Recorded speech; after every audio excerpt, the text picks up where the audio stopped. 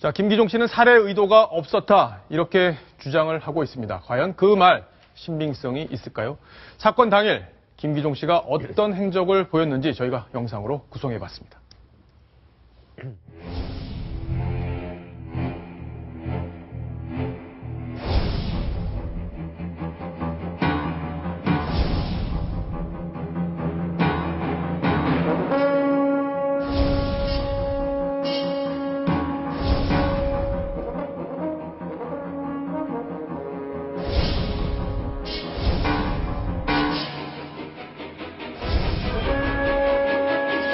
미국 대사는 텔러 내가 틀려서 집에서 어제 저녁에 배 깎아먹으면 가둬야 가둬.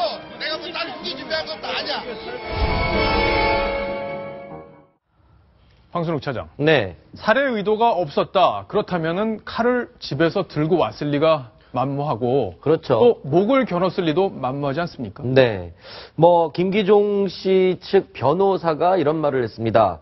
김기종 씨가 대사 개인에 대한 원한을 갖고 있는 게 아니라 미국의 경종을 울리기 위해서 저지른 행동이다. 그렇기 때문에 미 대사에게는 미안한 마음을 가지고 있다. 이렇게 변호사가 입장을 밝혔습니다. 예. 하지만 지금 내용을 보면 집에서 과도를 준비해 왔고 그것 이외에 커터칼도 소지하고 있었던 걸로 지금 알려지고 있는데 이런 것들이 아마 의도적인 또는 범행을 계획했다라는 것을 좀 부인함으로써 어떤 재판이나 형량에 조금 유리한 입지를 차지하기 위한 그런 변명이지 않을까. 예. 그럴 가능성이 매우 높은 것으로 지금 추정이 되고 있습니다. 그렇죠. 물론 변호사의 말이기 때문에 그럴 수밖에 없겠죠. 예.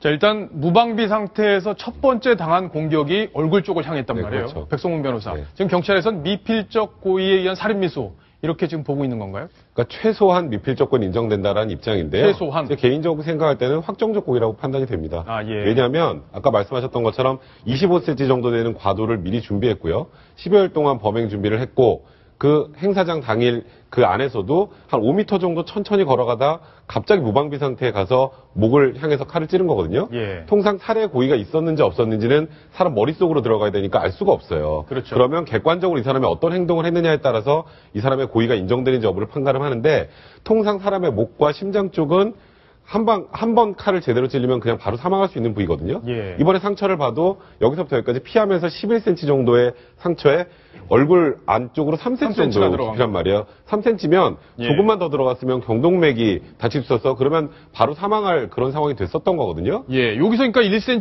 2cm만 네, 더 그렇죠. 들어갔으면 바로 그러면은, 동맥을 네, 건드리는 그렇죠. 상황이었죠. 그러니까 그런 상황을 감안하면 이건 명백하게 살인의 의사를 가지고 한 공격이라고 봐야 될 것 같고 그래서 일단 변호인 입장에서는 최대한 형량을 낮추기 위해 살인의 고의를 부정하고 있는 것 같긴 한데 지금 나와 있는 객관적인 상황으로 봤을 때 살인의 고의는 당연히 인정되지 않을 거라는 생각이 듭니다. 예. 박성훈 논설위원이 보기에는 어떻습니까? 그렇습니다. 법적인 사실 이 살인 미수라고 하는 법적인 용어를 쓰지 않더라도 실제 상황을 보면 치밀하게 열흘 전부터 예. 준비를 한 정황이 보이고 또 이 단순히 지난번 박근혜 대통령이 당대표 시절에 2006년에 테러 당할 때는 커터칼이었는데 커터칼은 이건 말하자면 예비적으로 이번에 가져갔고 아예 25cm의 과도를 준비해 갔다는 것은 누가 보더라도 그 자체가 이것은 이런 동맥이 끊기는 것뿐만 아니라 직접 정확하게 겨냥하지 않더라도 목이나 심장 부위 또 장 같은 데가 직접 찌르면 자상 자체로 사망에 이를 수 있기 때문에 그럼요. 예, 이거 수차례 더구나 넘어지면서도 휘둘렀지 않습니까? 예. 누가 보더라도 이것은 살인 미수로 봐야 되지 않을까 싶습니다. 예, 살해 의도가 있었다. 이렇게 보는 게 지금 우리 국민들의 상식일 수밖에 없는 그런 상황입니다. 자, 지금 리퍼트 대사가 건강이 많이 회복이 됐다. 이런 좋은 소식들이 들려오고 본인도 오히려 한국 국민들을 걱정하는 그런 상황인데요. 국민들은 이 리퍼트 대사에 대해서 상당히 미안한 마음을 갖고 있습니다. 그 미안한 마음, 국민들이 전하는 미안한 마음, 저희가 영상으로 한번 꾸며봤습니다. 진솔국이 굴던 나를 위해 항상 참아주던 나의 형제들 사랑하는 나의 마음들을 그냥 말하고 안 좋은 일을 당하셨는데 대한민국 정부의 의견이라고 생각하지 말고 빨리 안정을 취하시고 쾌차하셨으면 좋겠습니다. 대한민국 국민으로서 좀 죄송하고요. 그리고 우리나라를 많이 사랑하시는 걸로 알고 있는데 빠른 쾌유를 바라고요. 우리나라 사람들이 저기 리퍼트 대사님을 많이 사랑하니까 오해하지 마시고.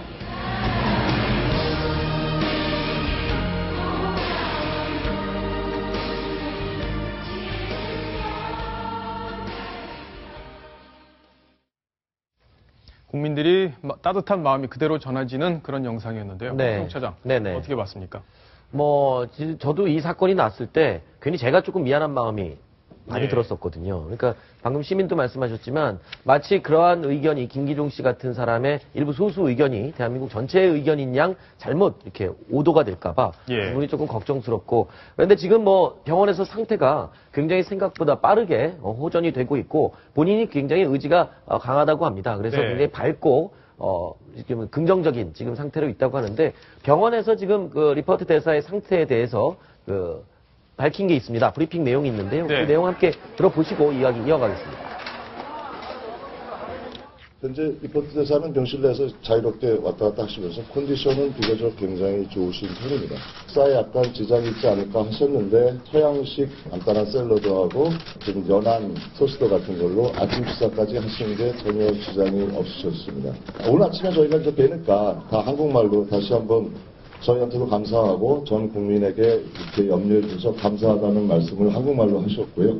정형외과 주치의 소견으로는 다음 주 월요일이나 화요일쯤에 실밥을 제거하고 그 후에 소의 상태에 따라서 퇴원을 결정하면 될 것 같습니다. 오히려 저희보다 더 의연하신 것 같으세요.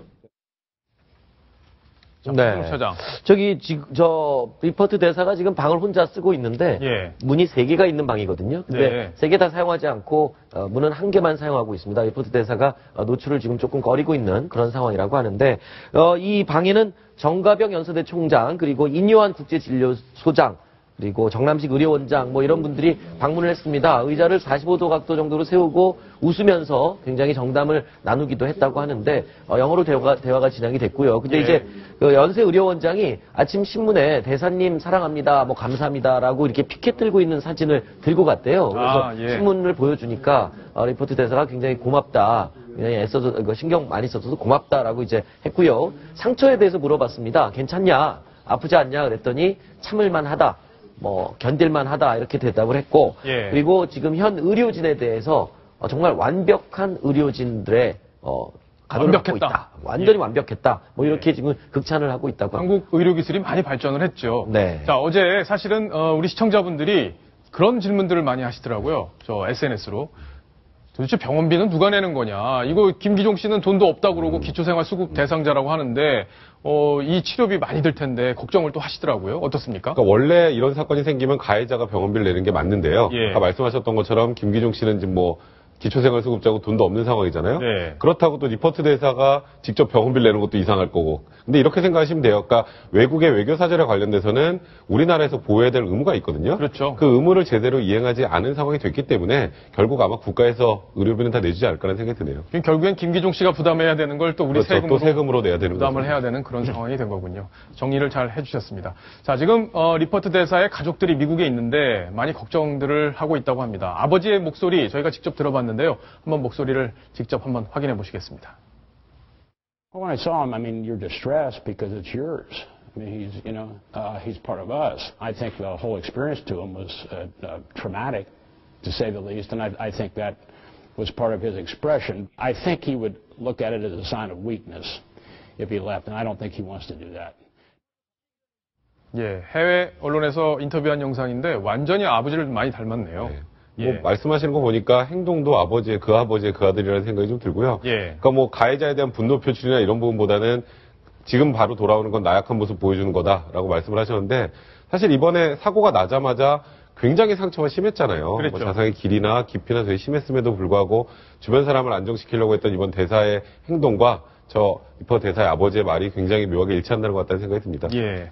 오늘 또 이왕구 국무총리가 직접 병실을 방문을 했었는데 조수진 차장, 네. 국무총리가 직접 방문하는 걸 뭐 이례적이라고 봐야 될까요? 아니면 어떻습니까? 네, 그만큼 이 한미 동맹이 그만큼 중요하기 때문에 예. 우리 정부에서 병문안을 간 거고요. 다만 이제 병문안 간 시점이 이 수술이 끝나고 어느 정도의 그 대화가 가능한 뒤에 이루어졌다는 것. 예. 그리고 또 박근혜 대통령이 지금 중동 순방 중이기 때문에 그 박근혜 대통령의 어떤 그 위로의 뜻을 가지고 그 국무총리가 대신 간 것으로 그렇게 해석이 되고 있습니다. 예. 이왕구 총리가 오늘 병실을 직접 방문하고 이야기를 또 기자들 앞에서 했더라고요. 그 이야기를 한번 직접 또 들어보시겠습니다. 우리 국민들 또 대통령 말씀 좀 전해드리고요. 또 미국 오바마 대통령이나 미국 국민들 말씀도 좀 똑같은 생각으로 해서 참 이 사건을 계기로 해서 더욱더 한미 간의 동맹이 강화돼서 더욱더 유대를 강화해야 되겠다 그런 말씀을 드렸습니다. 네, 감사합니다. 박성훈 논설위원이 보기에는 이번 일을 계기로 한미 동맹이 더 강화될 것이다. 저런 얘기 어떻게 평가할 수 있을까요? 그렇습니다. 지금 이번 사건 났을 때 한미 양국 그 외교 라인을 통해서 긴밀하게 협의를 갖고 예. 어떤 이 상황은 어쨌든 과격 분자의 어쨌든 행동이고 이것이 한국민의 다수의 그 정서를 대변하는 것이 아니다. 예. 이 부분을 분명히 확인하면서 어떤 오해가 없도록 그 외교적 파장을 최소화하는 노력을 했습니다. 그러나